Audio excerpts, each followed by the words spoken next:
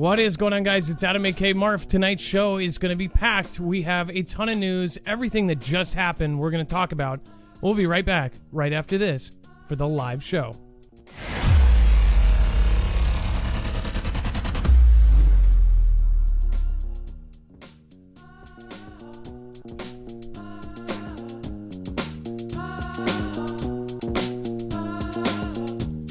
Remember, nothing in this show should be considered legal, medical, or financial advice. The views of the callers can differ considerably and do not necessarily reflect the opinion of myself, Dex, or anyone else on the show. You should always do your own research and consult with professionals. The internet is full of fake news, so please take everything with a grain of salt. All right, what is going on, guys? It's Adam aka Marf, and this is Marfoogle News. Today we're going to be talking about a lot, so for anybody that is new or not subscribed, I will show you how you can actually follow along. If you go to our website, you'll see that it's organized by thumbnail. We do this before every single live show. We actually make a bibliography of all of our sources. So where we get our stories from, you will be able to see where exactly they are. Again, anybody that says, sources, please, those people, go to marfooglenews.com. You'll see all of the sources. Even if we show you a tweet, a video, or even if somebody calls into the live show, Dex ends up adding that live to the bottom of the page. Show notes are here. And then, of course, if you want to support us in any way, our PayPal, if you want to do a PayPal statement that you want read out loud, you can do that over there in that box. And then on the right side, EMP Shield, NordVPN, and, of course, our Amazon link are all there in ways you can support. And then at the bottom, there's web-only content, stuff that's basically too hot for TV or it's too far to one side for us to cover as neutral as we can. I do try to keep this show as neutral as possible. I do have an opinion. I am a human being. But again, I think that it's important that we try to stick to, not stick to the whole division thing. Anyways, let's bring in my co-host / internet brother. What is going on, Dex, and how are you doing today? Well, hello, Adam, and hello, Foogle fam. I'm doing just fine. Now, remember, you can also go and get notifications from us. If you don't know when we go live and you're not getting the notifications from either YouTube or DLive, you can always go to marfooglenews.com and get ours. In fact, it will go directly to your phone if you have Android or the right browser. Again, iOS is still a problem, but you can always do it through kind of a work through if you get like Chrome or something like that. All right, and then let's get right into the news. Supreme Court blocks President B's administration's eviction moratorium. We briefly talked about this. Somebody popped it into the chat last night. The Supreme Court late Thursday blocked the Centers on Control from enforcing a federal moratorium on evicting renters during the CV, a defeat for the administration's effort to continue the moratorium, despite an earlier signal from the court that the government's action lacked the proper legal basis. Imposed in early August, the current moratorium was due to expire in early October. It was challenged by a group of landlords who argued that the CDC had no authority to impose such a restriction on its own. Which is kind of, it's like some, if you look at this in some sort of way, it's kind of hard. If you are somebody who has been able, had to use the moratorium and lost your job because of certain circumstances, this is huge. But on the other side, I'm sure some people are rooting this on because somebody actually just took on the cat, dog, cat. I mean, that's a pretty big deal. It says, in an unsigned opinion, 6 Supreme Court justices agreed, said, quote, "It would be one thing if Congress had specifically authorized the action that the has taken, but that has not happened. Instead, the cat has imposed a nationwide moratorium on evictions in reliance on a decades-old statute that authorizes it to implement measures like fumigation and pest extermination." So they actually kind of jimmy-rigged the current thing in the first place. It says, what was that? Yeah, I was going to say what's crazy about this is the first time when we had it, which is expiring in October, that's the one that Congress actually did. And I was in one of the bills, right? And this has been a back and forth in the last 2 months with the White House and Congress is who was going to do this, right? And should they do it the right way? And they said, no, we'll go this other route. and we'll give the power to cat, dog, cat. And ultimately, if you think about it, that's pretty strong power given to that organization. And it sounds to me like the Supreme Court agreed. Like that should not be the organization that has that kind of power. Well, and imagine the kind of power you have. I mean, a lot of people make their income by rental properties. And I'm not saying like a lot, like a majority, but there are a ton of people that actually depend on that for their incomes. You know, someone who has bought property. In fact, I think that most people that are well off, they're well off because they own property. I've always, had a thought that, to get well off, you really needed to get into real estate or property. From all the people that I know that were wealthy or rich or anything like that, they had properties and they rented them out, or they, would flip them or whatever. That was where most of the majority of people get their wealth, because not everybody can come up with a brilliant business idea or come up with a, genius invention or something. So most people do that, or get lucky in the stock market. So most people that are wealthy and well off are probably like that. And it's pretty crazy that this agency was able to basically cut the income from, all of those people. At the same time, you have people that were forced to not work. Not like they, did anything wrong or made a mistake that took their job away or they screwed up. They just were forced not to work. My neighbors all worked in the restaurant industry. For 6 straight months, they could not work, like at all. And their unemployment did not equal what they were making, didn't equal even close to what they were making, plus, what they were making in tips and everything else. And they had no choice. They could go try to find a different job, but most of the jobs that were deemed essential back then were not jobs that you could just walk into and get, like McDonald's or something like this. And again, you could walk into a McDonald's, but again, it wouldn't equal the pay of, say, a restaurant worker that's actually making an okay living. So I feel for both sides.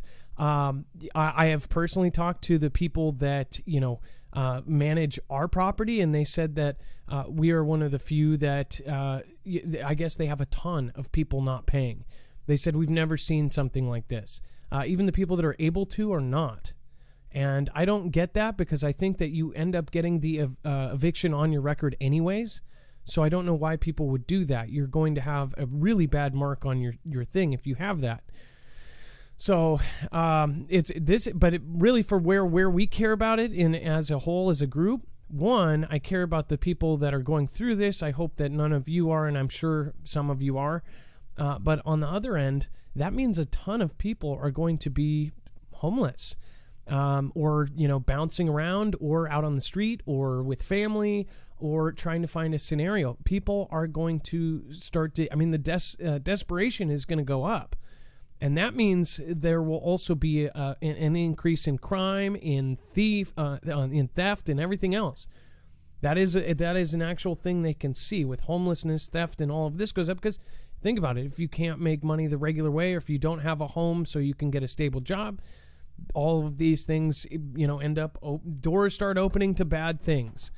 So a lot of the prepper industry and the prepper niche is all talking about this, as far as, the big exodus of people into the streets.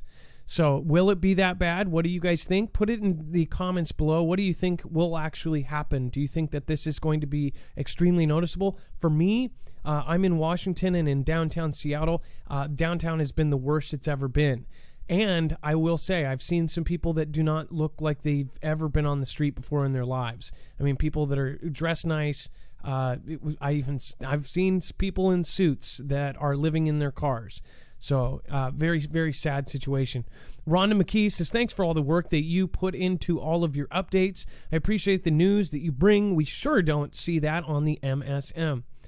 Well, one thing you don't see very often is them correct themselves. If we do make a mistake, we try to. Isaiah Almanza says, what's up, fam? Be safe and be ready. Love, peace, and chicken grease. LOL, for real, though. Better to have and not need than need and not have. I agree with that, Isaiah, and thank you for supporting early on. Ilea, thanks for being the last one out, actually saying able-bodied, she's an asset. Thank you again for that. What do you think is going to happen? Let me know down below. Tesla files to become an electricity provider in Texas. We actually talked about the kind of the preemptive things that were happening. Dex, do you remember we covered there was a what happened? Battery City. Yep. And after Texas froze, what did we see? Do you remember that? Well, yeah, there was the battery plants that were going up, not building, but actually having these battery storage units, and people weren't sure if it was Tesla, but they said it had the markings of them. It had the markings, and it was so big it could supply an entire town worth of power. So people did not know, and I think we covered that before most of the MSM as well. What happened is locals actually saw people with Tesla hats, Tesla uniforms, these structures going up, these huge battery-looking things going up with Tesla logos. And it wasn't public yet that they were even involved in power. And then that's when we told you this. Now they're getting directly involved. So why this matters, I think, is think about this. Now SpaceX, which is Elon Musk's company, launches people into space, including Americans and military equipment. SpaceX is apparently a sensor equipment for missiles and things like this. They added sensors to the Starlink platform and all these satellites. That's actually going to be part of a defense system, possibly for asteroids as well, hypersonic speed objects, right? They have, of course, the Neuralink, which is now working with government and officials and things like this. They have the Boring Company, which is boring tunnels and possibly bunkers. We don't know. And then Tesla is not only doing the cars, but they're doing now the batteries and now dealing with power grids. Think about this. Elon Musk. And robots. That's right. The Tesla bot. This is really crazy because Elon Musk is going to end up being involved in all of these things, and he's sitting on the board and he's in these top secret kind of meetings. He has clearance like no one else. So that kind of brings me back to what is he saying? That's why so many people follow what he's saying, because the guy is extremely important as far as like his roles. What the heck does he know that we don't? Why are they doing this on the batteries, or why are they putting these battery backups on the power grids, everything else? It says Tesla wants to sell electricity directly to customers in Texas, according to an application filed by the company this month with the Public Utility Commission there. The application follows the start of a big battery build by Tesla in Angleton, Texas, near Houston, where it aims to connect a 100 megawatt energy storage system to the grid. Texas Monthly first reported on the application submitted by a wholly owned subsidiary of Tesla called Tesla Energy Ventures. Now, what do you want to bet that battery system is going to be EMP proof or something else? Dex, what do you think as far as what if the grid goes down by something and then they use a battery backup like this? Absolutely. Do you think Tesla? Makes total sense, and it's no surprise that the Texas grid is one of the places they're innovating this. Do you think that Texas is trying to take a separate stance? You know, because everybody talks about how Tesla has their own power grid. They have their own vault of gold. They have their own systems. They have, what else do they have? They have, they have their own completely independent system. Yeah, and they have access to open water too. So yeah, Texas has got, and it's a big landmass. So it's like one of the biggest states. It was the biggest state before Alaska came along. And ask any Texan, they'll frown upon that. But anyway, nonetheless, it's a big territory. It's got, like you said, it's got all of those major components that it actually controls inside its state, whether it's gold, power, waterways, access to the oceans, etc. So yeah, it's a pretty important state and a pretty important piece of land. Now look at the other places that they've done this or built several utility scale. Tesla has also built several utility scale energy storage systems around the world, including one east of Los Angeles, another underway in Monterey, California, and two in Australia, one in Geelong, Victoria, and another in Adelaide, South Australia. which again, one of our allies. However, Tesla has not functioned as the retail electricity provider where it sets up these systems. Instead, big batteries built by Tesla tend to help other companies in energy generation, storage, and consumptions. A cold snap seized Texas in February this year, stranding millions of residents without power or water for days on end. Some officials have initially blamed the intermittent nature of renewable energy, even though the state largely runs on fossil fuels. It later emerged that the state lawmakers and regulators, including the Public Utilities Commission and the Texas Railroad Commission, which is supposed to regulate, of course, the oil and gas industry, had ignored or softened requirements to fix or prevent more vulnerabilities in the Texas electric grid. After prior blackouts, experts had called in for efforts for weatherproofing facilities and turbines used to generate power with proper insulation and heaters. It says the Texas grid is isolated from the rest of the U.S., so transmission of power from other states was not available to relieve those stuck in the cold. Instead, the Texas grid was managed by Electric Reliability Council of Texas, or ERCOT, a nonprofit group that essentially schedules the flow of electricity to more than 25 million households in Texas. That not only is that a huge state, that is a huge population as well. My whole state population, I believe, is 9 million, and we have major cities like, of course, Seattle, Bellevue, Tacoma, and all of these. And you have, almost 3 times as many people there. Again, it is a big state, though. So it says, during the blackout crisis in Texas, Tesla CEO Elon Musk needled ERCOT on Twitter, writing that the group was, quote, not earning that R. Because it was reliability, right? So what do you think? As far as my views on it, I am telling you, something is being planned for. I know this as far as we've shown you actual official notices and what they're doing, what they're prepping for, what they are adding to, of course, their buildings. Why are we? Why aren't the civilians being told, more of this information? And then Tropical Storm Ida, a hurricane menace to New Orleans. We talked about this briefly yesterday as it was forming.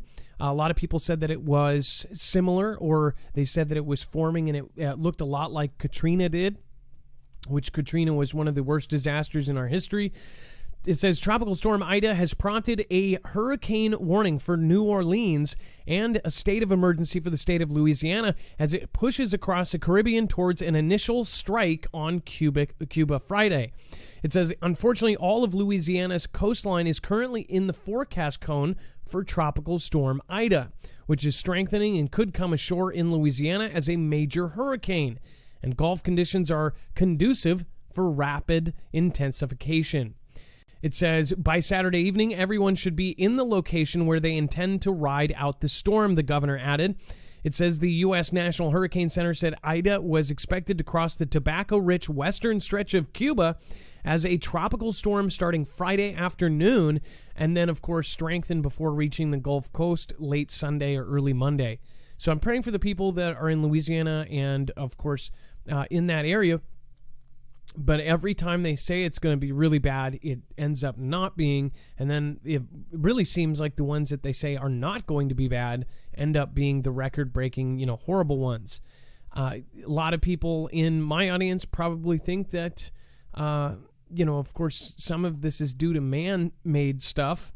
The one things that I when it hits places that are important or it grabs attention, that's always convenient too. It says, Ida certainly has the potential to be very bad, said Brian McNulty, a hurricane researcher at the University of Miami. Anytime these things happen, I hope that people there at least take it seriously because obviously we won't know until it gets closer. It always happens, and I know real people that have been affected by storms. Of course, heck, able-bodied sat through Hurricane Katrina. She was a nurse at the time, and she went through martial law and everything else after Katrina.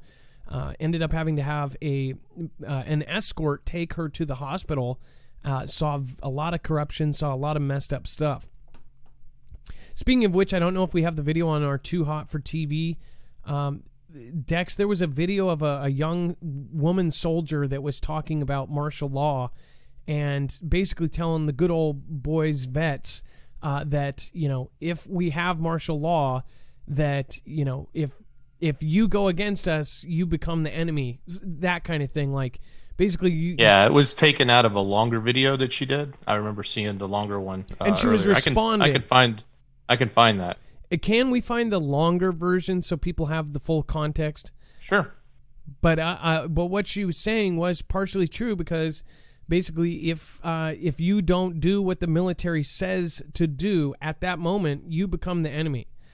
And a lot of people have the view that, military won't do that to their own citizens. I don't know about this new generation of people, especially the way that all the training is changing and everything else. I honestly don't think we have the same military that we did. What do you think? Let me know down below. Natalie Kennedy, thank you. Massive support over on YouTube. Thank you for the generous super chat there. If that was a mistake by any chance, please let us know. Otherwise, thank you. Patrick Soleil, thank you so much for subscribing. Low Tiger says, if grid goes down and you had Tesla's internet service, it would work. Interesting. And then Low Tiger, Tristan Early says, get your UCC1 filed. UCC1 filed. And then let's see here, Thomas the Fam. Hey, it's nice to see you. Nice to stop by. Thank you again. I'm hoping your channel and everything is going good with all of your creations there. And then Julie Clark, thank you as well. Rhonda McKay, thank you again. Are you going to be experiencing this? Are you going to ride out the storm? If you are there, are you going to sit around, or are you going to evacuate?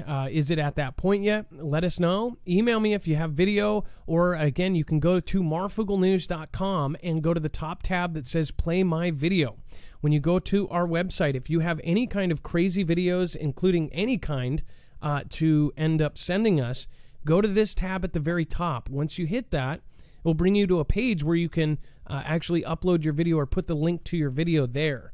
It actually has you list what kind of video it is, and then we will play it on the show if we see it and it works. And then, of course, Ida now expected to be a Category 4 at landfall. So a slight update. Ida is now expected to be a major Category hurricane, Category 4 hurricane, as it impacts Louisiana coast Sunday night. A hurricane warning is now in effect. So, and then that's huge. Yes. I mean, that's really big. I think Katrina was a 3, and some of the other ones that were very, very significant were 4s. Andrew and others may have been bigger, but yeah, that's a big number if it actually hits that 5. So Dex, do you know if they have what is the system like now post Katrina? The levees, did they change the system? I don't live there, and again, I didn't follow too much afterwards. I know a lot was made about that, what they were going to do to rebuild them and shore them up, and I think the Army Corps of Engineers did something. I don't know if it's enough. I don't know. I don't live there either, and so I'm not real familiar with everything that went on after the fact. But obviously, that was a huge problem. But I think the other problem is the entire city sits below sea level, so just a torrent of rain from something like this can be a big deal, irregardless of if the levees are fixed or not. If the levees break, then it's obviously we get what we saw last time. I remember that we covered a story, maybe it was before your time, or maybe you were with me, that there was a previous storm maybe 1 or 2 years ago that they were worried about it, and I just remember covering something that was talking about the levees and how they could have been overrun again a couple years ago. But correct me if I'm wrong, guys. Of course, I know there are people in the chat right now that live there, so let us know. If I ever say something that's just blatantly wrong, let me know and I'll fix it. Wendy Voss Hoffman says, we just attacked Afghanistan. Dex, I think we have some pieces here. Let's see. If there was something that just happened in the last hour, then we will look that up. Dex, if you can, check to see if there's anything new that we don't have in the show already. And then we'll cover that. Yeah, it looks like a drone attack. I'm pulling it up. Okay. So, again, if something happens during the show, make sure to pop it in, and we will add it to the show live. It looks like breaking news is that there was some sort of drone attack, which is weird. We have some stuff. China was just, in fact, we're going to cover some stuff in a second here, talking about Japanese fighters intercept 3 Chinese drones in of course, their zone. And then, well, we're still reasonably right after talking about, of course, all the electricity and stuff going on. I hope that a lot of you are aware of the risk of an EMP. If you have not learned about this, then I would highly recommend you go to marfooglenews.com/EMP. EMP Shield is a company that is not only working with the Texas grid on the DEMSO team, but also works with agencies like DOD, DHS, Department of Homeland Security, to help protect the government and, of course, the military. These devices basically ground the signal before it can fry your device, whether your device be a generator, whether it be your car, whether it be, of course, your boat, motorcycle, RV, or even your ham radio. They have a house version that you can actually wire in hardwired, and it will protect a certain amount of your house depending on how big the square footage is. Again, if you want to get $50 off per device, use our link and you will end up giving a small commission to the channel. We are truly independent. We do not have a multi-channel network. We don't even have a multi-billion-dollar company behind us. So, again, you guys are our backbone. This way, everybody wins. You get a discount and protected, and we get a small commission, and we keep going. It ends up protecting all 3 phases of an EMP, E1, E2, and E3. And it can protect you against the coming solar flares that may be coming. Again, that is a guaranteed. They happen about every 100 years. We are overdue for a large CME. It's 100% American-made and veteran-owned. All right, and then Dex, if... I do have that article in okay, I see that. Screener. Thank you so much. So Dex was awesome, and he grabbed one of the stories to show you what is happening right now. It appears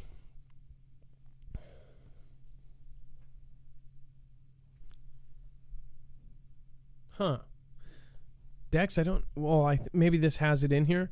It says, Mr. B told another Kabul attack is likely, White House I'll says. give you a different one. Hang on. Okay. Well, I'll cover that anyways. It's so this is the thing. You don't need a crystal ball to figure this out. If they are saying these kind of things, then most likely we will see it. It says the Pentagon on Friday announced that it is opening more military bases to hold up to 50,000 Afghan nationals who are either applying for special immigration visas or are deemed to be at risk. It says Pentagon Press Secretary John Kirby said that the U.S. is opening up Marine Corps bases Quantico in Virginia, for Fort Pickett in Virginia, and Holloman Air Force Base, New Mexico, to provide support to the U.S. mission to evacuate SIV applicants. Okay, so you remember the caller from last night that basically said that Indiana was turned into this place and buses and buses and buses full of the citizens from there were getting put in, and now they outnumbered her small town? This is actually bouncing off of that. This is saying now they are going to be in Virginia, Wisconsin, Texas, New Jersey, New Mexico. Wow. Dex, did you catch that? Yeah, I did. And then there's other reports that are floating around, and we need to, as the Foogle fam should probably look into, is whether or not, what percentage of the folks are actually ones that helped the U.S. versus just people that got through the system to get here. Yeah, you would think that some would take advantage of the kind of ride out and say, "Hey, I helped in some way. I high-fived a guy once." Let's see. And I gave you a new URL. Okay, thank you. So let's see. Okay, here we go. Sometimes these news organizations recycle their articles.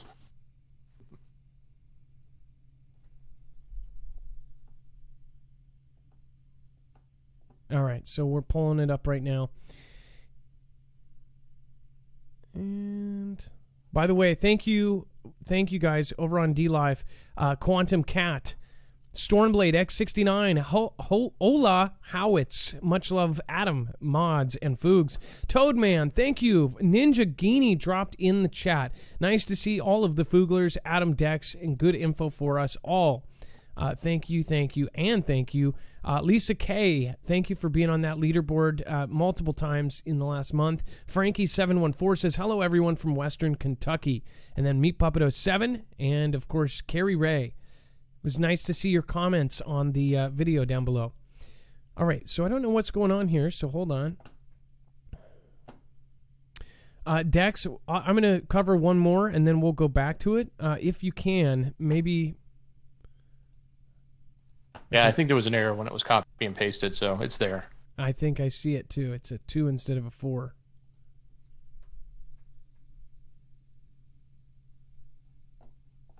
Okay, there we go.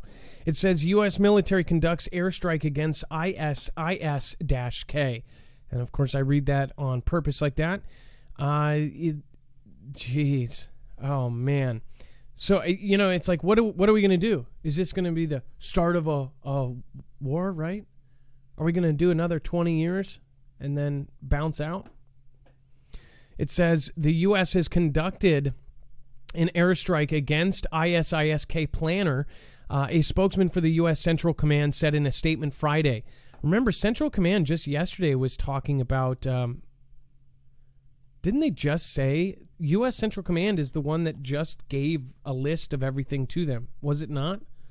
I'm pretty sure. It's a list of all the Americans living in there, gave it to the T-Ban. It says, quote, U.S. military forces conducted an over-the-horizon counter-T operation today against an ISIS-K planner. The unmanned airstrike occurred in the Nangarhar province of Afghanistan, and it says initial indications that we just took out the target. We know of no civilian casualties, spokesman Captain Bill Urban said in a statement. So it may have been a very targeted, very tiny strike. I do know that we have covered technology where you could be in a group of 10 people and it will take out the one. Really crazy stuff. We're talking about technology that, of course, isn't all fully public yet. Missiles that can actually not do a big boom, but more of a targeted, just surgical almost. We have covered the technology that has that, and some of it can even be launched via, of course, an unmanned drone itself, like an unmanned car shoots an unmanned drone that ends up shooting a missile that can be surgical like a needle. So pretty crazy. We will update it as it goes. If there's more news, of course, drop it in. Western Body says, dad joke time, 6:30 is the best time of the day, hands down. Hey, I appreciate the feedback. Again, we try to keep you guys in the loop as far as what times. Leon Panetta says U.S. troops will need to return to combat in Afghanistan. Well, no, really. So the 20 years may not be in vain because guess what? It may not have ended. Basically, you just took a 2-week break, took our military and left the civilians out to get taken out, and then we'll just bring, everything back. It says former Defense Secretary Leon Panetta says U.S. troops will need to go back into combat in Afghanistan as the region remains on high alert for more attacks. Again, I'll zoom into that. Yeah, more of those, right? With the death toll from Thursday's atrocity rising to more than 100, including 13 U.S. soldiers. It says, quote, we're going to have to go back in to get ISIS. If you remember, our previous president, T-Man, actually said that they were 100% gone. I never actually understood that, just period. I think they meant like the bases and the places where they met and all of that. And I believe that could be true at the same time. But ISIS and that thought, supposedly, I mean, that's an ideology. That's a frame. There's always going to be people out there. I never even got why they said 100%, period. Dex, did you ever kind of understand that? I know that people are. Well, I think when it was brought up, it was always brought up in a specific context, like in the S country, that IS that is there was taken out, and I think by that it means pushed down so small that it was pretty much irrelevant, right? I think that was sort of the notion. I don't know that it was ever 100%, but it certainly would have been said that way, right? Yeah, so, and again, people are taking it out of context, especially on Twitter, because they're saying, I don't know why. Here's the thing, even if you don't like T-Man, I don't get why so many people bring him up just totally out of nowhere. Like, out of the blue, they'll just bring him up. It's like, people try to blame which president or which person it's on, when really it's not even the president. Nothing is actually President B's fault either. You realize that? President B is getting all of his orders handed to him from a team that's making all the decisions for him. He's just a talking face. All of the bad decisions are made by groups of people. That's what's crazy. It's not a single person making these bad decisions. It's whole teams. It's whole groups of dumb people. So that's what makes me laugh. It's like they all have advisors, and their advisors have advisors. So it's like there's no one president. They just like to put one person up there. They're the face of it, so you blame them. But really, it's the senior military brass. It's everybody else. This is just crazy stuff that's happening right here. This isn't a big mistake. This seems to me like it's all planned. This is just a big circus. People say it's a circus because it went so bad. I think I'm starting to think that this is going as planned. Like, this was a success. It says we're probably going to have to go back in when Al Qaeda resurrects itself, right? As they will with the T-ban, he predicted. It says they gave safe haven to Al Qaeda before. They'll probably do it again, predicted Panetta, who was the director of the CIA and oversaw the U.S. operation that killed the terror group's leader, Osama bin Laden. Okay, so, and by the way, so he's saying that the Taliban or the T-ban will team up with this T group, right? And we just handed them a list of people that helped. They basically gave them a hit list. Like, here's all the people that helped over the last 20 years that you really hate. I understand that we're trying to get our troops out of there, but bottom line is we can leave a battlefield, but we can't leave the war on terrorism. Oh my gosh. They really said that, right? Which is still a threat to our security. He told...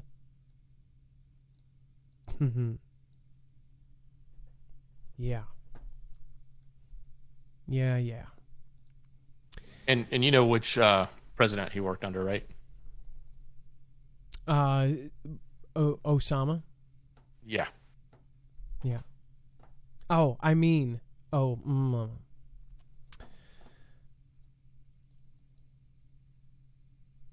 thought, who made those T-shirts that had, Bin Laden or whatever, and they took out letters, or they capitalized only the BIDEN. I thought that was pretty funny. Bones says, thanks, Marfoogle TV, Dex, Mods, and all you wonderful Fooglers for the birthday wishes. Much love. Bones, no problem. And I'm sorry that I did get it to you on your birthday, but it was only because somebody actually brought it up. Jacob Israel says, thanks for being such an encouragement to so many, including me. God bless you and your family. If you guys haven't checked out Jacob Israel, he is now surpassed 160,000 subscribers. He is just an amazing guy. He should be at 1 million because his content is so awesome. Make sure to go over and check out his stuff. He talks about everything that's going on right now. I know he would never say this, but he is he has predicted a lot of things, and he's actually spiritually predicted things. He put it in writing in his book and in his previous published stuff. He wrote stuff that came true 10 years later. So if you want a trip and a half, go over and check out Jacob Israel. And then Randall Edge, thank you for keeping us informed with real news and truths. I love the Foogle family. Lots of good people in here. Sending Marf and Foogle family lots of love from Raleigh, North Carolina. Well, hey, shout out to Raleigh, North Carolina, and Randall. I really appreciate you. And then we've got Marine Battalion Commander blasts inept military leadership over Afghan withdrawal. So if you haven't seen this video, I highly recommend it. I think we can play a small part of this. He did get fired. What basically happened, it says a sitting Marine battalion commander on Thursday blasted ineptitude of U.S. military leadership over the disastrous Afghanistan withdrawal, saying that he was willing to risk his losing his 17-year career. He even specifically goes into saying that he was 3 years short of that 20-year mark. He was 3 years short of this, basically pension, kind of a tenure kind of thing where you can't be touched, all of that. He was 3 years away from that. And he knew he was risking it. He knew what he was saying was basically going to lose him his job. But he said it anyways because he was so frustrated and so discontent. I would like to hear everybody's opinion on this after they actually watch that full video, because I want to see, will people actually get mad? Veterans, are you mad at this gentleman for speaking out and saying this? He did end up losing his job. It says, I want to say this very strongly. I've been fighting for 17 years. I'm willing to throw it all away to say to my senior leaders, I demand accountability, said Scheller. It says the reason people are so upset on social media right now is not because of the Marine on the battlefield let somebody down. That service member always rose to the occasion and has done extraordinary things. Scheller said, people are upset because the senior leaders let them down and none of them are raising their hands and accepting accountability and saying, we messed this up. Do you agree with that statement that senior leaders are not saying, hey, it's my fault, I screwed up, we got this information, I should have done it? Of course not. It sounds very familiar, though, too. Where you see that mostly is in, like, say, China, where everybody kind of blames the next guy up or somebody else because nobody wants to get that wrath. Here, I don't know whose fault this is. But I'm sure, I don't think it's a mistake. I think that's why people are not coming forward. I don't think it's a mistake. And I think they know it. But lower down, think about what the lower battalion commanders and people like that are thinking. They're thinking, what is going on here? This looks so bad. It looks bad on the military. It looks bad on everybody. But it shouldn't. It's not their fault. The scathing public rebuke is a sign of growing anger amongst U.S. service members over the pullout and evacuation effort, which has led to a T-ban, a takeover of the country. Remember, these guys fought over there. They sat in there for years. They dealt with people. They lost friends and family over this. So this is where it hits them close to home. Not only on top of that, this gentleman actually lost a friend in this recent attack of this, boom boom. So pretty. I mean, this is a psychologically, this is going to have a major effect, in my opinion. Psychologically, it could have a major effect on our troops, right? When they look, not his statement, but his feelings, right? If they share those feelings, if they look at what has happened, and we know that that's what a lot of them are saying is like, hey, this is not right, et cetera, et cetera. That's, think about it. If you're on the team and that's going on, you're demoralized, right? You don't want to be there. You might not want to re-up. You might not want to join. You might not want to do your best. You might just be completely disenfranchised. And, add that with other things that are struggling with our military, right? And all the other stuff that we're doing that people that are in it aren't necessarily in agreement with, and things they may be being forced to do really quickly that they're not in agreement with. And all of that, I think, can actually weaken our military right now. Maybe at a time that our military shouldn't be weakened. Maybe it needs to be its strongest because we don't know what's right around the horizon. Okay, I could see how that would be the other side. Now, and I'm not saying what he's saying. I'm saying that what has happened from the leadership, if their actions and if that's the way the entire military feels, then that's a demoralization to them, right? Compound that with everything else, that's not a good place to have our entire military population, right? Whether it's being forced to do something they don't want to do in the next few days, whether it's all the other stuff that's shenanigans that have been going on for the last year, and now this what happened in the A country. Add that all up. If you're in, you got to be feeling a little different about it than you did 4 years ago. Okay, and then, so you said that if this is how all of them feel, right? They said that they fired him for trust and confidence in him, right? He comes out and says that he feels like this. Most of the public is going to go, okay, well, most of the lower, or lower brass is going to feel like this as well. So it gives us kind of doubts in our military and how they're feeling. So I could see how they could look at that and say, whoa, he shouldn't have said this publicly. Kind of like what was it, a general or the captain of the boat that got fired because he said the CV was, wrecking his boat and it was destroying the whole boat, and came out and T-Man, he ended up getting like relieved, and then I think T-Man brought him back or something. It was weird. I said that he should at least be rehired. I don't know though. If you're military and you look at this statement after you watch this video and you think he should have been fired, let me know why. I would love to know why. I don't think he should lose 17 years, his pension, his insurance, everything that he had going, especially if he's 3 years away from, being able to take care of his family. So, I'm sure they have code, like rules, and it's pretty clear because he knew going into it. I think, and then you got to admire him if he knows what's happening. It'd be totally different if he came back and was whining and saying, just because I said that, I shouldn't be. He knew what was going to happen. He was just trying to make a stand, right? So whether you believe his stand or not, that's fine. But, somebody who's willing to do that and knows exactly what they're risking and knows that they're taking their stand and going to fall on it.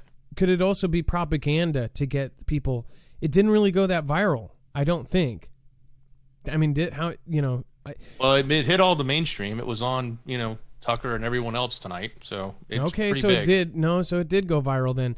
So I don't know. Then that makes me, because I know this made me feel a certain way. Maybe it made me feel that way because I was getting tricked. That's how I always wonder now. And I do get tricked every once in a while. We're human beings. We all do. So did I get tricked into feeling bad for this guy, saying rehire this guy doing this? Because is this making me think? I just wondered it because I trust a guy that is saying that kind of thing, and maybe I got fooled. I don't know. I don't think you got fooled, but that's my opinion. I don't know. Right? I don't either. I mean, he's. Yeah. I think what he's saying is plain as fact. Like, where's the accountability? Yeah, but I'm taking it a step higher. If this whole debacle was somehow by design, then the design part of that design wasn't not only to just ruin the image and strength of America with all of its allies, it's also to ruin its image and strength amongst its members, right? And when I say members, I mean the military, right? Because they don't feel like they feel disenfranchised, right? Like all of a sudden this is who we're working for, and they're not listening to us. So I don't know. It's just we need our military to be strong as ever, in my opinion, right now. And it really bothers me when things happen that don't improve that strength. And by the way, how many? Can you look up a small fact? How many military do we have? How many soldiers do we have in total of all military? Is that something that you can look up? I believe it was like 1.4. I'm trying to find the number. Is that because it was basically double? China had double, and that was on active. Then I think I thought it was around 1.4 active duty U.S. Okay, so out of 1.4 million, almost a million are not getting the thing, right? They told us that because they ended up releasing saying this many people are basically not done yet. And that now that they've approved this thing for a future, by the way, it's not for this one, it's for this future stab in the bab, that they will, they'll all have to do it, right? But they said 900,000. So that tells you that the majority of the military are already kind of pissed off about this, not wanting to do it. Otherwise, they would have already done it. And just to add the number, just so other people don't get upset, if you put reserve and guard in, it's 857,000 more. So about 2 million. Yeah, 2.4 million. 2. Okay. 2.2 and a half, yeah. All right. And there will be somebody down in the comments like, I Googled it faster than you, and it was 2.21. False information, fake news. I lost respect for you. Sorry. I get that every day. All right. Moving on. Powell, Fed on track to slow aid for economy later this year. It says the Federal Reserve will start dialing back its ultra-low rate policies this year as long as hiring continues to improve, Chair Jerome Powell said Friday, signaling the beginning of the end of the Fed's extraordinary response to the recession. It says the Fed's move could lead over time to somewhat higher borrowing costs for mortgages, credit cards, and business loans. It says the Fed has been buying $120 billion. That's right.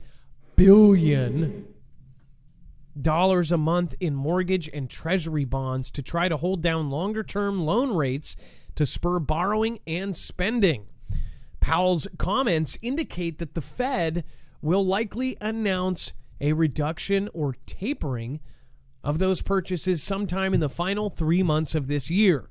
It says in a speech being given virtually to an annual gathering of central bankers, Powell stressed that the beginning of the tapering does not signal any plan to start raising the Fed's benchmark short-term rate, which it has kept near zero since the pandemic tore through the economy in March 2020, which is just so absurd. Rate hikes won't likely start until the Fed has finished tapering its bond purchases. Dex, what do you think that there's some fishy stuff here? Yeah, it's interesting. We have to watch how this plays out. But, we've seen these interest rates go to almost zero. I mean, my friend told me the other day he refied his house and got it like a 1.9% interest rate, which is, unheard of for the longest time that I can ever remember anybody getting something that low, right? So, the question is, how long does that last? And even in other countries, we heard of negative interest rate. It was almost like a joke, right? Really, you got paid to leave your, or they were paying you to let them hold your money, right? So it's just interesting to see. It's obvious that we're doing a lot to prop up the economy right now. And everybody always speculates as to whether or not the economy is in as bad a shape as we think it is. A lot of gloom and doomers will say it's, about to explode at any moment. Certainly, I'm not here giving you that advice one way or the other, but these types of signals and these types of things are just pretty clear about like what the government has to do to try to maintain some sense of stability and make us think that everything is fine. And now whether or not they're actually going to do it in a way that allows us to get through a rough period of time and it not fall apart, that's sort of up in the air, right? And if they do, great. But if they don't, it could be pretty bad too. So on here, this again, I like how they put this in every article, no matter what it's about. It's so funny. No matter where you look, it says at the same time, the Fed chair said that the central bank is monitoring the economic impact of the highly contagious variant, which has caused a sharp spike in cases in the United States, especially in the South and West.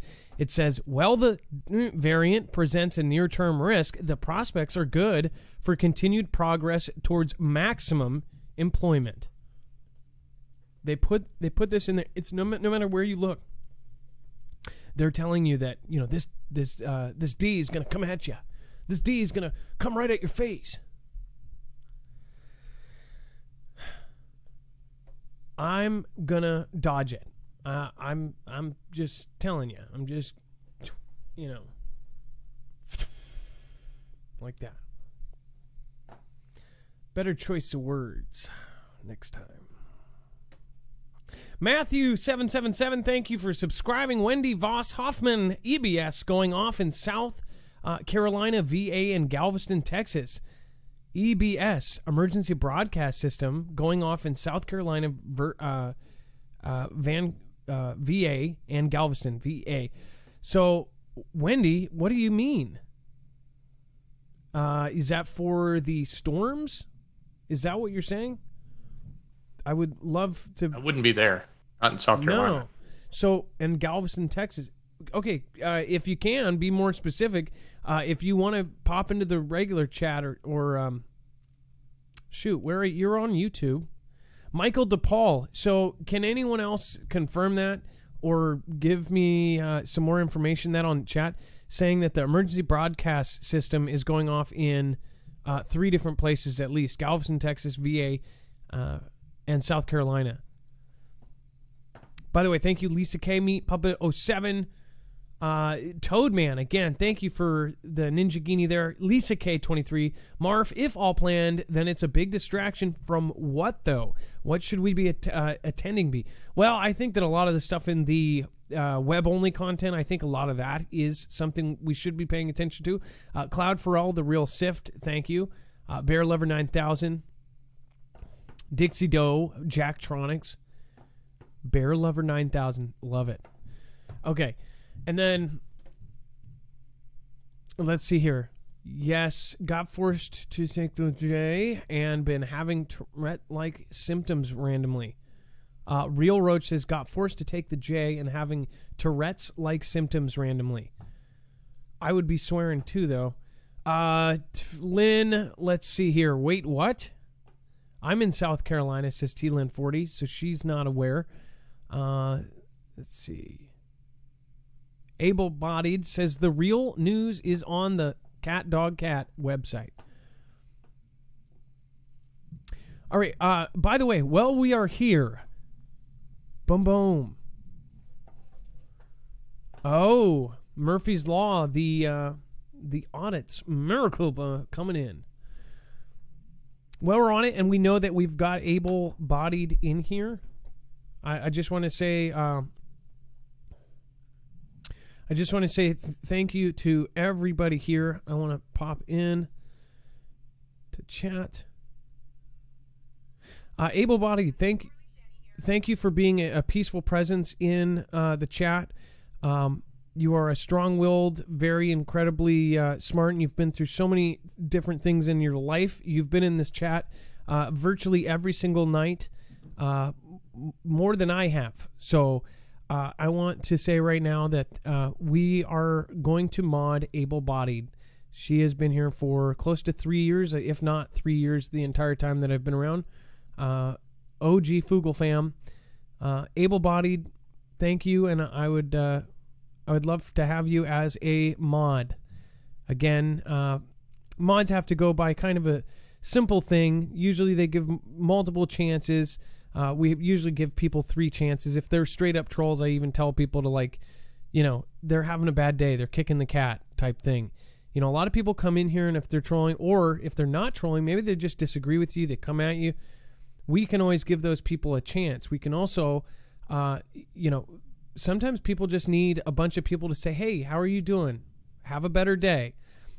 There are people right here, right now, that were considered trolls that were just saying, you're this, you're ugly, this, that.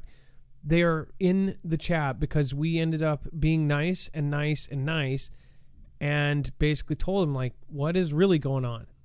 People ended up busting out and saying, my mom just died, or this or that, and then they started having a good time, because even if we disagree, we can still talk about things, and you can put your view there, and then I'm going to say, okay, can I, send me some links, send me this, show me why you believe that.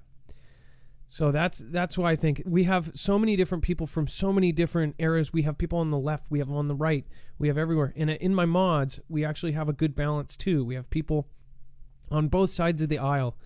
So again, that is really cool. Bones, again, one of our favorite mods here. He has been there. Able-bodied.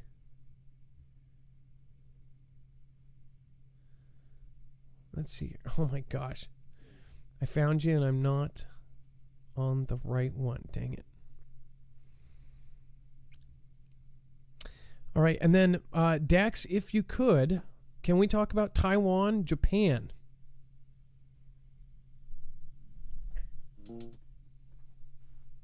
Yeah, certainly, Adam. So we've been talking about this meeting that they had, we talked about the meeting they were planning to have between Taiwan and Japan, and how China was really upset about them doing it and threatened them not to have it. And then, of course, we just reported that they did have it. And now what we've got is what's coming out of that. Of course, a lot of information as far as very much that it shows that Japan is very pro supporting the democratic efforts. Yeah, go ahead. They're not afraid of exactly what's going to be said. Exactly. And so what was very interesting though in this article was they did bring up military, and they did bring up those types of activities, but they said obviously that's sensitive and we can't talk about it. So in other words, what leads me to believe is there was a discussion specifically with Japan about what they may or may not be able to do to help defend. And now there's a lot of speculation on what Japan will do to defend Taiwan from China. But nothing was obviously released because that would be, top secret or private information they would not put out there. But it's definitely not something China's going to be happy about, and we're bound to see some sort of conversation, or if not some sort of actions and activity, in my opinion, over that area as a result of this. And basically what Dex just said, this is a country that is obviously smaller than our own, but they're putting theirs all out there. They're saying, we're going to stand up for these people no matter what. And I just think it's crazy that, more of the world isn't coming out and speaking for Taiwan, considering China's requests are, kind of crazy. Like, they won't even, maybe they do feel like they have the right to it, but they won't even let them use their own flag. They won't do this. If they've been living like that and they've been in a democracy for this long, why do they have to have them? Why can't they just, get along without it? China's, huge.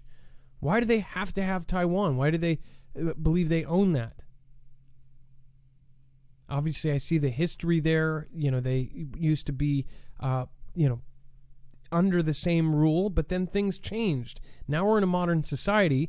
They are a communist society, and that's a democracy. So therefore, if we lose Taiwan, we lose a democracy where people have freedoms.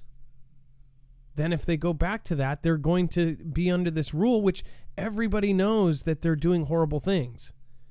You're talking about an actual, and I'm sure our government does, I'm sure every government, or almost every government, I don't know about Norway. I just feel like they would be too nice.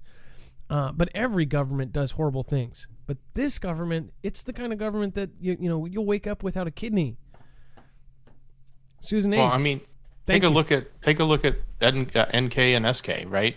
There was a division there, obviously created for lots of different reasons, but that division divided these two different, types of governance. And now when you look at where they are today, one's very successful and the other's sort of in more than a hot mess, right? And, same could be said for other countries, which you look at that have followed that path. So it's obvious that you would think that countries that do promote, more of a free economy and democratic positions are definitely going to want to support more of that, because they don't want to necessarily change their position that's working for them, and they want to see more people like them or more countries like them. Yeah, and the fact that they make people apologize for even saying that they're a country, this is like we're in like a twilight zone right now. I think you're right though, Dex. Pam Ben, keep telling us real news. Love you. Linda C, thank you so much for your support. April Sheldon, again, thank you. Pam Ben, appreciate you supporting the channel. We are truly independent. Again, we don't have a multi-channel network, so thank you for supporting us. You are our backbone. Outlaw Army, thank you for subscribing. We just had Outlaw Army 77 and Matthew 777 subscribing, so it's all about the 77s tonight. Ulrich, Lemus, Escalator, and Painter, thank you so much. Wendy Voss Hoffman, again, I would like to know what the whole EBS thing is about. Email me at adam@marfooglenews.com. If the emergency broadcasting system's going off, why? Why is that happening? Is it just a test? Tests go off, and how do you know that it's going off in those other places? Do you have family and they're telling you that it's on? Are you on the phone with somebody in Galveston and they're saying, hey, this is going off? And then Stormhawk says, Adam Dex, you guys rock. There is no fate but what we make. Now read that again, slow. There is no fate but what we make. Warning to fam, insurance to stop covering CVID treatments now that Fizzle is approved. Connect the dots. Yes, so that's actually that's pretty interesting, actually. Not interesting. We know why. All right, and then Randall Edge again. Thank you. Japanese fighters intercept 3 Chinese drones in as many days. It says it isn't clear if the surge in Chinese drone presence over the East China Sea is indicative of a new trend or prelude to a major naval involvement or movement. But it says for the 3rd time in as many days, the Japan Air Self-Defense Force has sent fighter jets out to monitor drones belonging to China's People's Liberation Army, flying in the East China Sea and the Miyako Strait, which lies southwest of the island of Okinawa. These intercepts underscore the Chinese military growing unmanned aircraft capabilities, as well as the strategic significance of this body of water, which is one of the number of maritime passages linking the East China Sea to the Philippine Sea and the border of Western Pacific Ocean.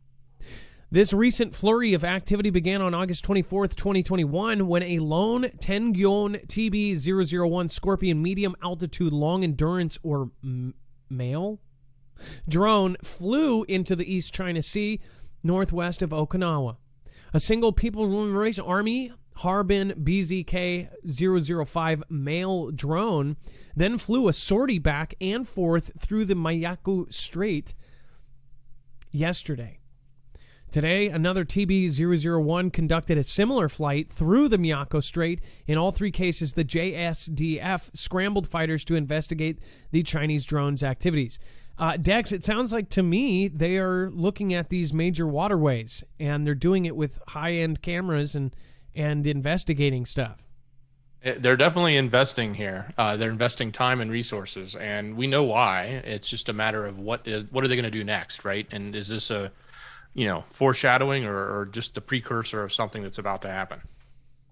I'll make just a crazy off prediction that they're looking at that strait, and I don't want to say that will get blocked anytime soon, but I wouldn't be surprised if it ended up getting blocked with a ship or something, or when we do eventually go to conflict with China, which I believe we will, that they will have some sort of strategic thing set up there.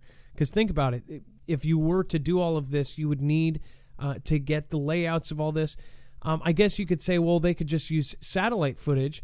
I wonder if they are going in with the drones, one, drilling and practicing and doing all that, but also getting live footage of what is there.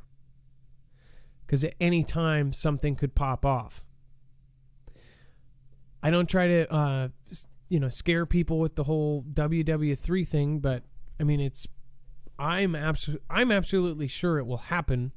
I believe within 2 years now, after talking to several people, including a DoD employee. But, will that really affect us here at home? Will that affect us here in the U.S.? Will it affect you in Australia? Will it affect you in Europe? I think if it is a major conflict, then yes. Especially since our military is now drilling, taking off, and landing with an A-10 Warthog and different ships on our highways.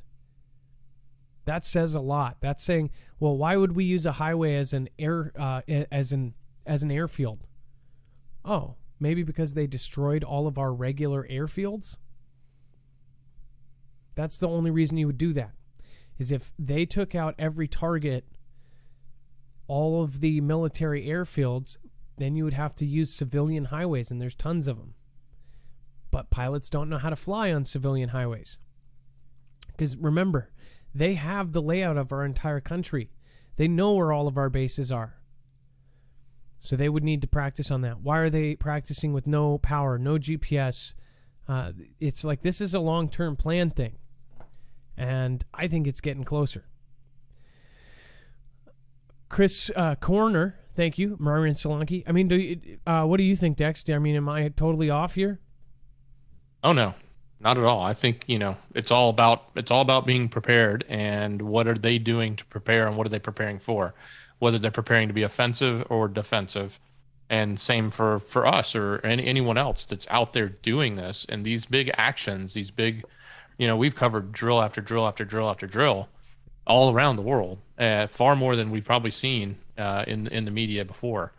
And the actions that are happening, obviously the conversations with Japan and Taiwan are a big deal, and now intercepting, and this is just part more of that conversation of what's happening and what are they doing.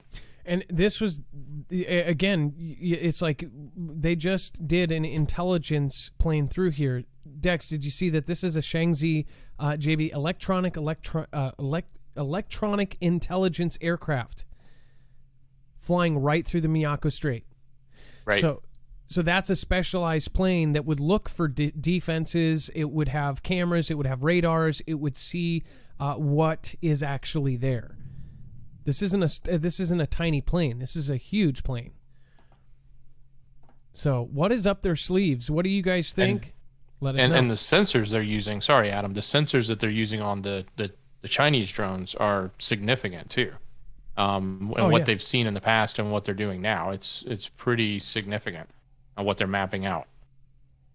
So Chinese forces are, of course, it looks like they're mapping out different major waterways and thoroughways. And then, of course, KH, thank you for your support. Freddie, thank you. I appreciate you subscribing. Mel Salcido, thank you for subscribing just now, about 4 minutes ago. Myron Solanki, thank you as well. Denise Leslie says, do you know Yellow Rose for Texas? YouTube? I have not seen that one yet. No, but I will check it out. Yellow Rose for Texas. And then Susan H., thank you. Linda C., Pam Ben, again, thank you. Big Tech wants you to live in a virtual world. Prepare for real problems. If you've ever heard of a metaverse lately, it has been difficult not to. Facebook CEO Mark Zuckerberg mentioned the technology's latest buzzword 16 times on the company's latest earnings call last month. The future of Facebook, he said, is a metaverse, a virtual environment where you can be physically present to hang out, play games, work, and create. But he did not coin the term. Technology companies ranging from Intel Corporation to Unity Software talked about the metaverse last year. And Microsoft CEO Satya Nadella discussed the enterprise's metaverse in the company's earnings release last month, a day before Facebook's call. Dex, you are a tech expert. You have worked at these tech companies. You were high up in these places. What the heck? What do they mean by metaverse, and how will this come into play? Well, I think the biggest thing to take out of this, and there's a much longer article available. I think it's on Wall Street Journal, so it's not accessible to everybody. You have to go to the archives and see if you can get it. But what the thing that really struck me about this is how Zuckerberg describes this environment, like that we will be, and it's almost what the headline is too. Like they want us to be ready to live in this virtual world, right? Where you can get up in the morning and literally put on a set of goggles or something and never leave. Like you'll be happy. You'll do what you want to do. You'll play a game. You'll take a tour of Italy. You'll go to work for 8 hours, and then you'll learn how to cook dinner. And by the way, you won't have to cook it because it'll probably just be magically delivered to your front door piping hot. I don't know. But when you look forward into what they've told us they expect the world to look like in a sci-fi movie, versus some of the things we talk about that are actually coming true, right? Like this notion of putting people in this virtual world where they don't have to really go anywhere but spend more time in the technology. And maybe that's part of it. And I bet that is a big part of it, because the more time people spend in technology, more time big tech has the opportunity to control the minds of the person spending the time in the technology. Yeah, it sounds a lot like what's here on the screen, The Matrix, right? Just creepy. Sounds like they're trying to get us to go in and never come out. What do you think? If you've never seen that, it's definitely worth seeing. It'll make you think. You know what's crazy is this new the what is it, Z generation? I guarantee you, there's a ton of them that have not seen The Matrix. I almost think that's kind of required watching for any kind of truth or anybody who thinks they're woke and hasn't seen, at least because it shares an idea, right? It shares that's where Red Pilled came from. Isn't that crazy? That movie is where that, was coined. Marie Shelvin, thank you for your support. Thank you guys for supporting independent media. I appreciate all of you. Speaking of the universe or the multiverse or the metaverse or whatever the heck these conglomerates are calling it, I highly recommend protecting yourself on the cyber internet, because obviously if you don't, there are a ton of desperate people with computer skills right now, and they will take your identity and they will take it good. I think I blanked because I can hear one of my little ones screaming in the background. Hopefully they are okay.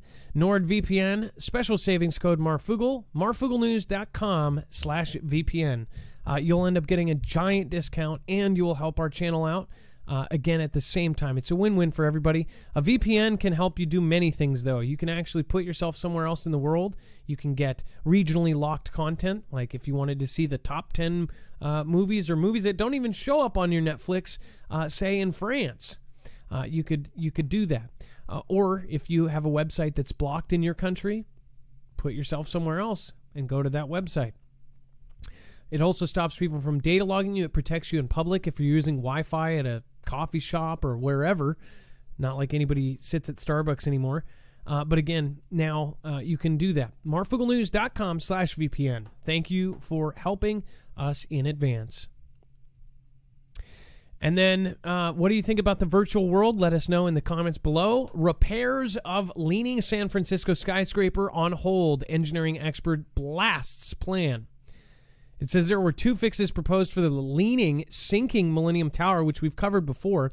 It says the first is an internal fix, which would have screwed pilings through the foundation of the building. It was designed by a New York firm that built the World Trade Center. I don't know why, but this first paragraph in that headline, it makes me think, is the thing about to collapse Florida? It says the second fix, which has now been put on pause, would place external pilings along Mission and Fremont streets to support up to half of the building's load. Lawrence Karp is a geotechnical engineer and professor at UC Berkeley, said he is asked by the city of San Francisco to study both plans. He submitted a letter to the Board of Supervisor and the Director of the Department of the Building of Inspection, Tom Huey, which stated that the internal fix was the superior plan. It says the incorrect plan was fraught with all sorts of difficulties, Karp told KPIX5.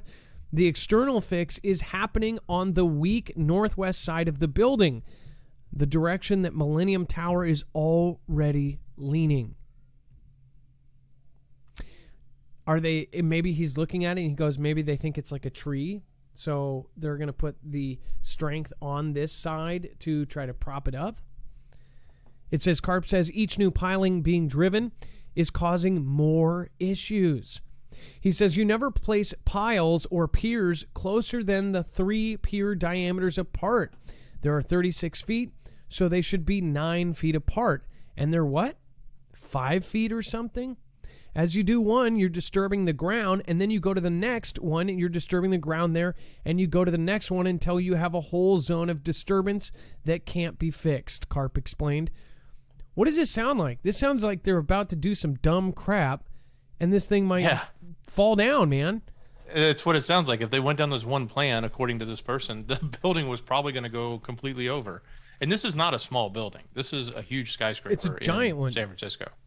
Can we load a picture of this? I know it's on the original, but it will take up all the resources if I try to load the original. I'll grab it. For some reason, it has. I guess the only picture that it loaded was the author woman who wrote it. Well, I'll show you this because it's the Leaning Tower of San Francisco, right? As coined by the locals. Texas Rob 49, Adam is back. Quite awesome, I'd say. Thank you. Hey, it's nice to see you again. Texas Rob 49. Gone Girl, wherever you are, thank you so much for everything. Bobby D, Lisa K23, Tower Bear confirmed. Independent farmers done. That's not good. Agent Orange by Plane Fart, says Tower Bear. If they didn't take the payment, the government would hire a contractor to mow it down, or they would apply. I received a vid, and it was talking about farmers getting pair 1.5 times of what their crop was worth. Paid. Okay. So that's been going around quite a bit. So farmers getting paid 1.5 times what their crop was worth. Oh, and you're saying like selling their whole farm? No. Basically, what is being reported, and not reported officially, reported in TikTok world and other places by allegedly these farmers, is that they are being paid 1.5 times the value of the crop to destroy it. And if they don't do it, they won't be eligible for their subsidies the next year.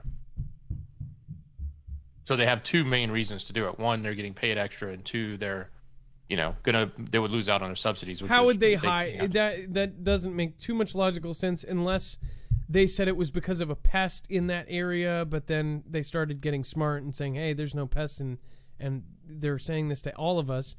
How would they, they can't just expect all these farmers not to say anything or have them sign an NDA or something.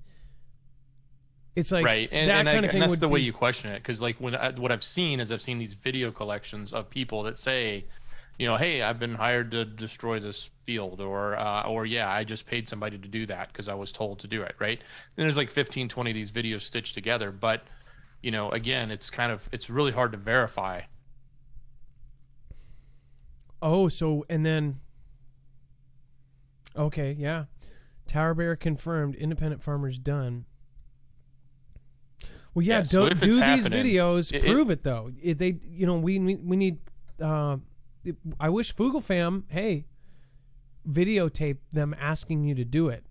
That would be awesome. Better yet, if you're a farmer, let us know. Tell us what's happening. And on one hand, some people are saying it's going to cause a shortage, and on another hand, people are saying, oh, it's just to remove the independents and create a mechanism for them to easily be bought up by the corporations that will want to run farming. So there's a couple different angles at it.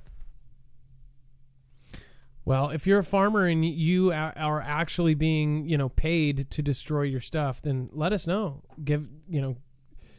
If you have evidence, we'll put it out there. By the way, I did want to say this is the tower. So I just wanted to ask a quick question of you. This is the Leaning Tower of San Francisco. Millennium Tower, as viewed from Salesforce Park on October 4, 2019. I had a question. So I know somebody personally who there's some major stuff going on, but she says that her First Amendment right was trampled on. Basically, she says that her kids were taken by the 3-letter agency that starts with C, P, and ends with S.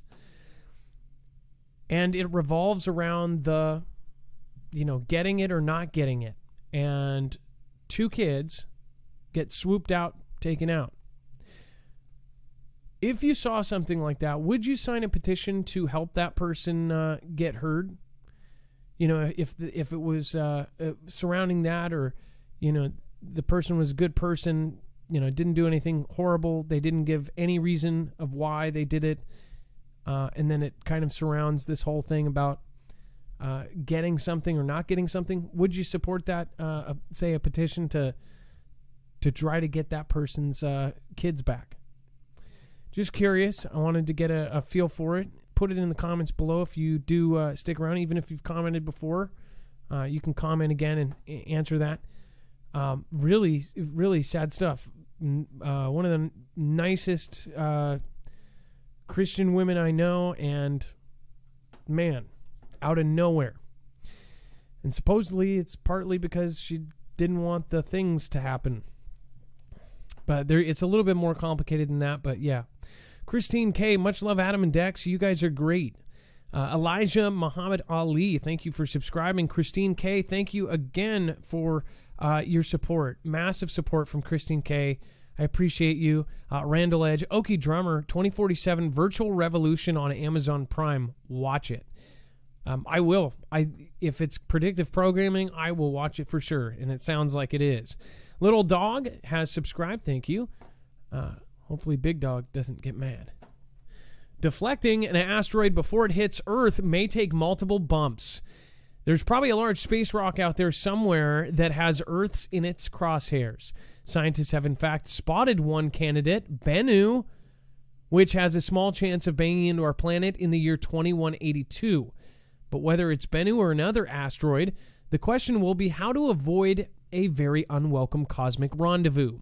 For almost 20 years, a team of researchers has been preparing for such a scenario using a specially designed gun that they've repeatedly fired projectiles at meteorites and measured how the space rocks recoiled and, in some cases, shattered.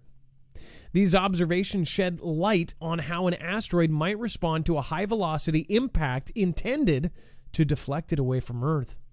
At the 84th annual meeting of the meteorological I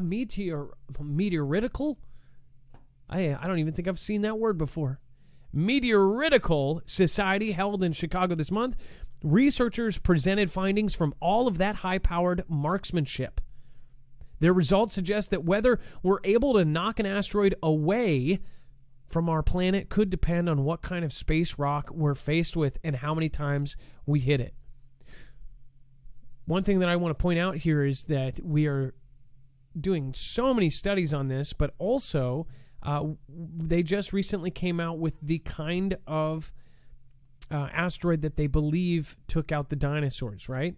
And they also believe that it came from a dark part of the asteroid belt. Kind of fascinating, but it actually means that this asteroid would be a dark color and it would have no reflective qualities about it, which also makes it harder to see with a telescope. So virtually no warning if we couldn't find this thing, and we wouldn't be able to see it because it's dark and it doesn't have reflective capabilities. Even when sun's shining on it, it basically absorbs that light and reduces it. So that's one thing that they're worried about that hitting. I just think it's interesting that we've had all of these kind of things happen, all of the missions, all of the anti-asteroid missions, but yet we're not going to get hit ever, right? Bennu, they've already upgraded the odds of it hitting. This whole, they always put it like 100 years away or 200 years, 150. So you're like, I'll be dead by then. What about the ones that swoop by all the time and we didn't know about them until after they went past, or they barely missed us, or they landed in the Caribbean and we didn't even catch it? The one in Russia that actually hit, the Shablinsk, that one hit, and it was dangerous. The one in 1908 that flattened trees for miles and miles and miles. The Tunguska, what was it? Tunguska? Dex, is that right? Tunguska? Am I mixing up? Yeah, you're on the right one. I don't know if you're pronouncing it right, but yeah.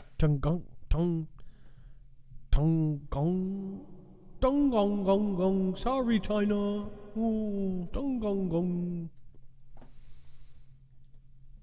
Sorry for the appropriation. In the 1960s, scientists began seriously considering what to do with an asteroid on a collision course with our planet. The leading idea back then was to launch a projectile that would shatter the space rock into pieces small enough to burn up in Earth's atmosphere, said George Flynn, a physicist at State University of New York, Plattsburgh. But scientists have since come to realize that achieving such a direct catastrophic hit is a serious challenge. It turns out that's very hard, Dr. Flynn said. The thinking is different today, and it's not the Hollywood version with a nuclear boom boom either. Rather, the current leading idea is nudging an incoming asteroid aside. The way to do that, scientists generally agree, is deliberately setting up a collision between an asteroid and a much smaller, less massive object known as kinetic impact deflection. Such a collision alters the trajectory of the asteroid ever so slightly, with the intent of its orbit changing enough to pass harmlessly by Earth. Now remember, if you do not believe in the shape of Earth, or if you do not believe in space, You are welcome here. But we like to cover everything here.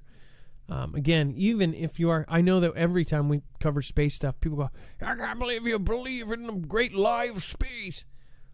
Some of my mods are in agreement with you. And I actually, I don't mind that we believe different things. I don't even mind, maybe I'm wrong. I ask that you send me all the information you have on it so I can see things like you. Without calling names. Dex, what do you think? As far as the asteroids, we miss them all the time. No, I know. So I'm looking at this and I'm thinking what they're basically saying is, don't send up Bruce Willis with a nuke, but give him a BB gun. That's all he needs to do is fire a handful of BBs at it, and that little bit of change is all that's necessary. And I know I'm oversimplifying it, but that's basically what they're saying.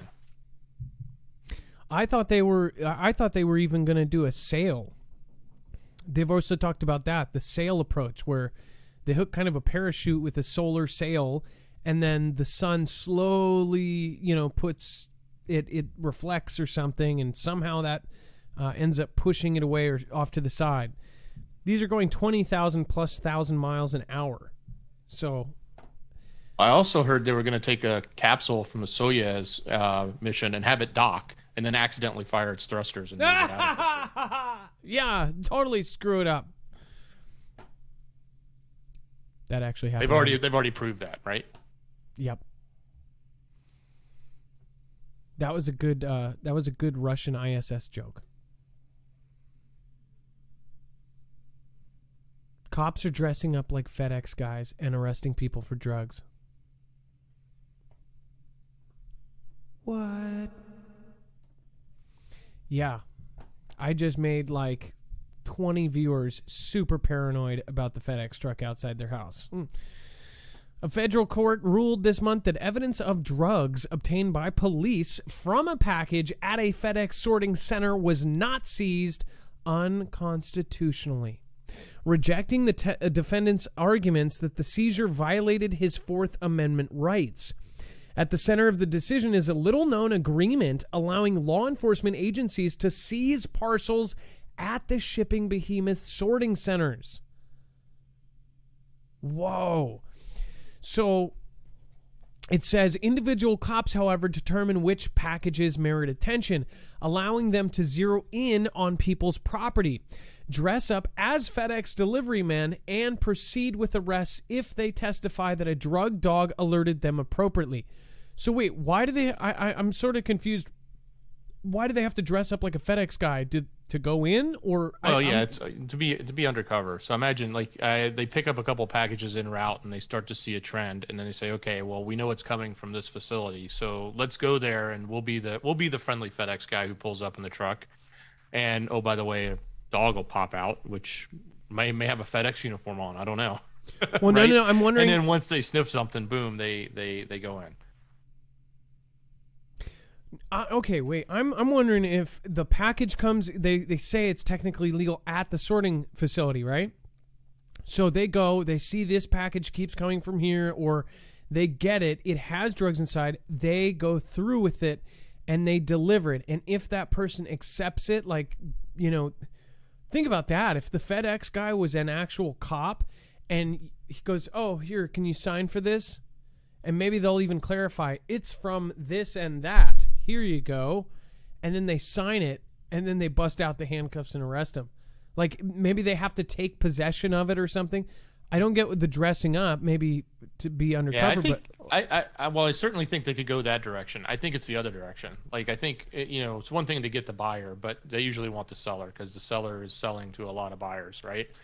So I think what we're seeing in this specific example was they dressed up to go to the receiving facility. Not after they found the packages, they went back and said, okay, where are these coming from, and how do we, get in and infiltrate undercover? And they basically got to the dock with a FedEx truck and a uniform, right? It's crazy. It says such was the case with Herbert Green, who had his package who had his package singled out at a FedEx sorting center after Kansas City Police Department Detective Antonio Garcia noticed a return label from Brownsville, Texas. That's a source city for illegal narcotics. What? The officer said, who was further interested by the parcel's glued seams and the fact that it was a moving box. A moving box. Sorry. A moving box. Like it was moving. It was a moving box, like for moving. Those get his attention right away, he testified, because of their material, which he claims are well suited for shipping drugs. Upon removing Green's package from the conveyor belt, Garcia had Zena, his canine, inspect the box. She indicated that the drugs were present. Garcia then took the package from the FedEx center and had another detective dressed as a FedEx employee bring it to Green's home, where officers monitored the premises. After Green returned to his apartment, he placed the box inside, and he was arrested by the officers. So it is what I thought. They have to take it in. They have to watch it. They have to watch or take it in, or they hand it to him and they take it. But that's messed up. It's like the cop, as the FedEx officer, hands would that not be entrapment if a cop hands you drugs and then arrests you for those drugs? What if a stranger sent the drugs to you? And I know that's not what happens, but what if a stranger sent you drugs and it went through this little cycle, and then the guy hands you stuff and they go, "You're under arrest," and go, "What do you mean?"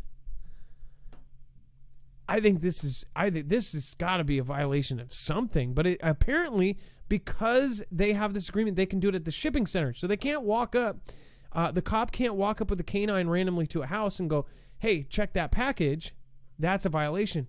But if it does it at the facility, one thing I don't get is, why do you have to dress up as FedEx at the facility? If you've got a canine, I think they're going to figure it out.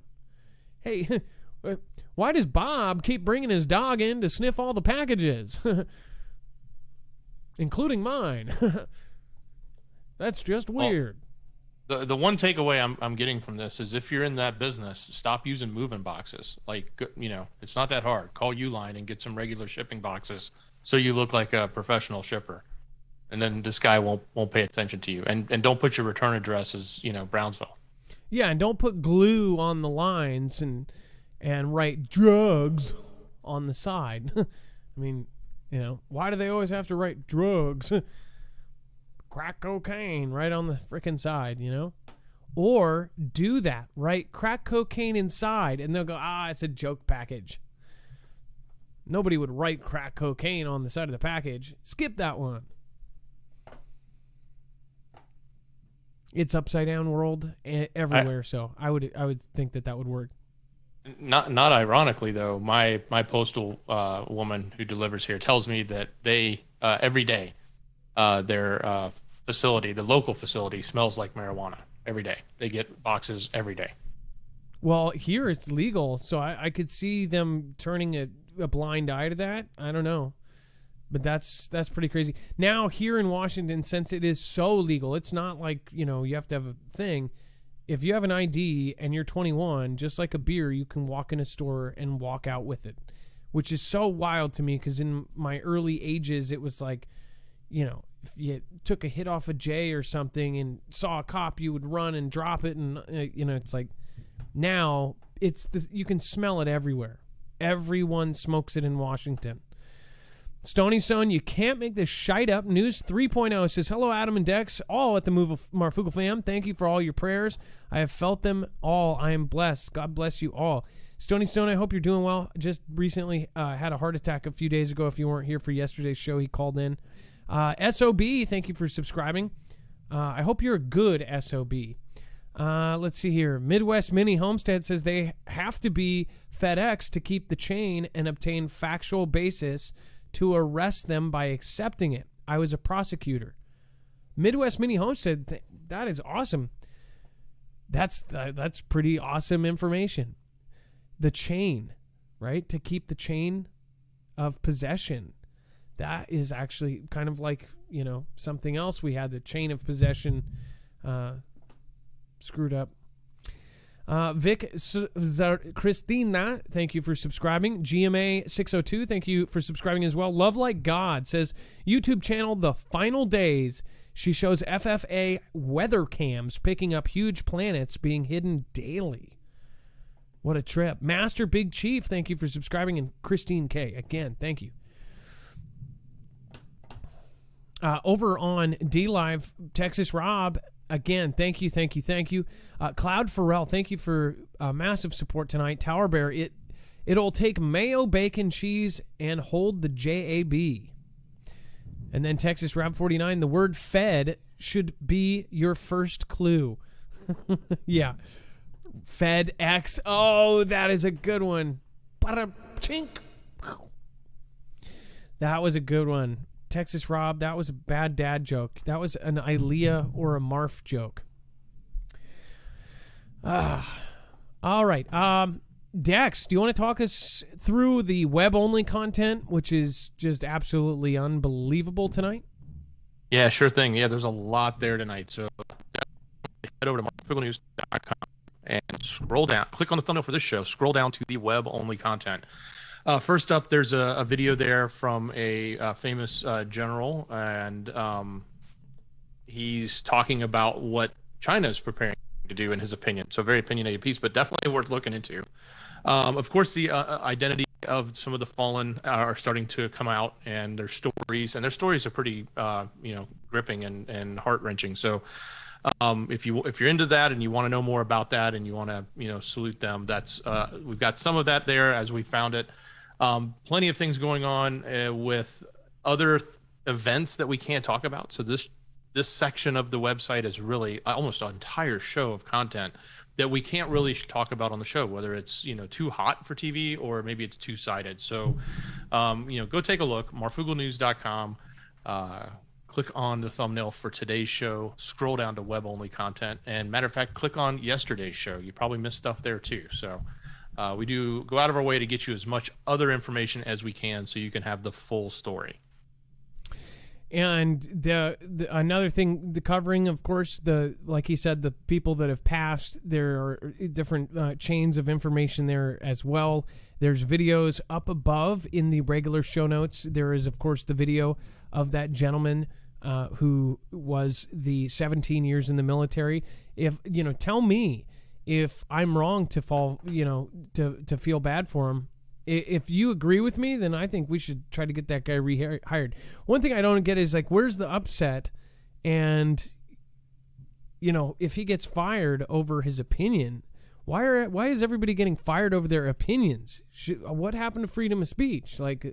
Especially for somebody who's given 17 years of their life to fight for it, right? Or am I wrong?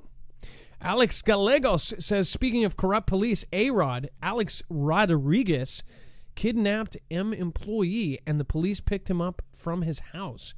A-Rod is involved in trafficking. Need help to expose him. Already reported it. Alex Gallegos, are you talking about the A-Rod? Dude, email me or something. Machina Opus, better to have questions that can't be answered than answers that can't be questioned. That's a clever. Thank you everybody for popping in tonight. Thank you. We had almost 4,800 at one point over on YouTube, and at least 1,000 over on D-Live. So thank you so much, everybody that pops in every single night. I appreciate each and every one of you. Want to say a special thank you to Veteran Steve, Tower Bear, tonight Texas Rob, thank you. And of course, over Randall Edge on YouTube, there was actually several people that did an amazing job here. Hold on. Tower Bear was number one tonight with 3,010 lemons. Thank you so much. Texas Rob 49 was number 2. And of course, we had the Melissa Schumann show stop in. And I am so sorry I missed you, Melissa Schumann. I appreciate your support. I really do. And that's huge. Thank you so much. And Brandon, if you ended up stopping in, Brendan Henschel is great. Thank you. Let's see here. Gosh, your streaming now thing doesn't even. I didn't even recognize you. Brits, Colleen 19, Randy Wild Thing, Ruin Caesar. Thank you, Colleen. And then I appreciate each and every one of you. Thank you for stopping by. Much love, Foogle fam. Again, love you. Dex, thank you for your service tonight. Thank you for everything you do. Much love, brother. Great job. Somebody commented and they said they talk with their husband and they said, I liked how you publicly said your love and appreciation for Dex. And her husband said that it was a bromance. And I said, yes, movie in the making, and it will be called Dex in the City. Oh my gosh. Did you I don't know if you heard that. Dex in the City.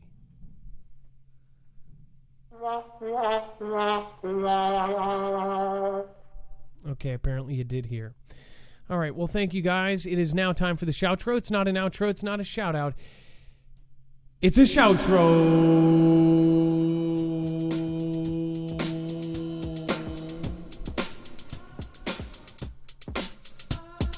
Be safe, be prepared, and Marf out.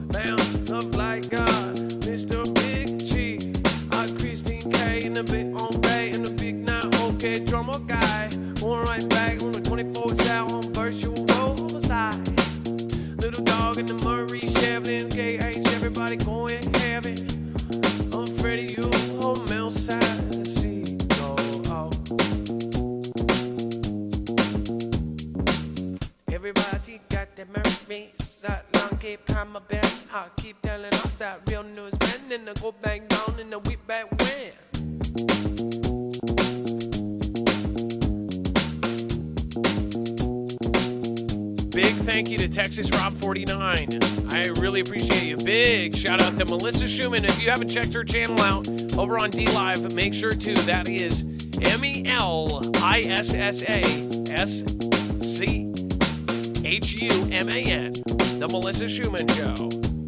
Very respectful show. If she was live, I would host her in a second. I did not expect it. Kinda going for it to live for.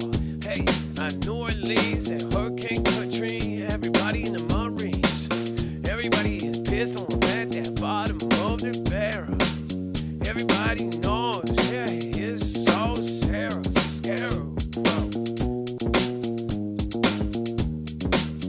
Everybody on the Lord, Johnny, hold it back now. Alice on the chest up, red 1967, everybody holiday guess hard. Hey, I'm back, everybody catch up. Apologize if I met anyone like you. All my sea on the glass plans. And the bonsai guy wanna go back white in the able body. Wanna buy it, we everybody go back down. Congratulations to the able body. Now I'm on the bubbly body. Oh, Angelique 1609 with the Jody, you know, on the Venus. L by my side with the Stormy 75 and the 72. Now when they lived on life to give and the bring by give and the hold now, give and the bill. Shiv! Bear 1190 up, not 1,000. Sky house some night with not shouting. Hey, we did rob, but careless. Electroplan Taco Palace. Bring it back now, Kenny got careless. Many man, everybody go to back it, Becca. Going back now, checker. Do it, everybody do a checker. Like a double decker. Grab it, get mine, now you reach it. Really dark now, people go now. Red, the new man, one new John and Randall Edge.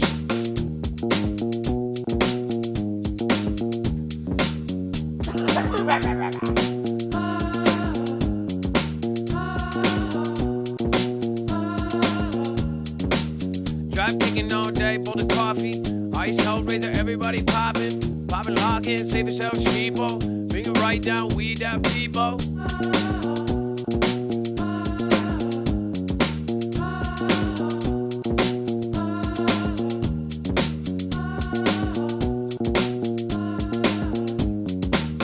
Everybody, be hooker, blow noise, Bobby, everybody go hooker, get back down, everybody hooker, hey, it's a pretty bad bay, Stephen Redmond in the bed on bay, everybody on the nose and tag, Naughty on the dizzy on the best on bay, now we list this son at the Powell, going right back, and it's Stephen Redmond now, the way out back with the Roman now, hey, Elfina on the tree hookers in the Biggie on the story, I poured that coffee on the Stephen Redmond, bitch, I wanna visit. No shout out, shout yo, push to the R, going back to Jose. Hey, Sheriff on Dupree, President on Martin, OC. We'll see with the Randy Newman, 106.4, Mar, 5th film. Charlie Canam, run, I said the bomb. Doris White on the 72, Kenny Crowder, everybody loves you. Carrie Ray, good night, peace. Stephen Redmond, Mrs. P. Hey, Kit Kat and the Lori D. Pam Ridley. Everybody, Johnny to get followed. Hey, by the way, I forgot to mention, go check out Tom McDonald's new video. He did a really great job on the last music video that he just did. Really awesome. That guy does all of his stuff himself. Man, I thought it was such a beautiful music video. I put it in the thumbnail. That is actually a scene from his video. Just, the guy's killing it. He's really, really genius.